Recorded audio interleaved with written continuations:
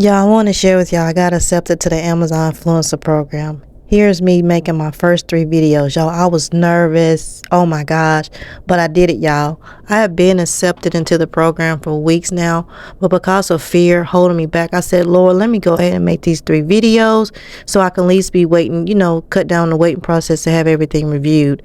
Y'all, I didn't know what I was doing. I didn't feel confident with the camera, but I did pick items that I at least had in my home that I could feel comfortable talking about, y'all.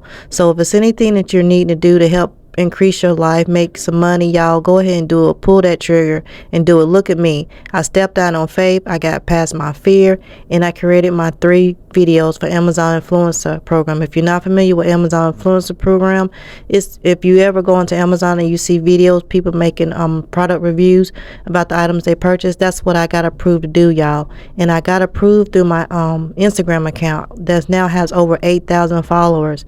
So y'all, if I can do it, you all can do it too. So yes, this is my 3 videos I made and I submitted them. Now I'm waiting for the approval process. I'm hoping and crossing my fingers that I did everything like they wanted done and I get approved, and this will be another source of income, y'all. Amazon Influencer Program. If you haven't heard of it, check it out.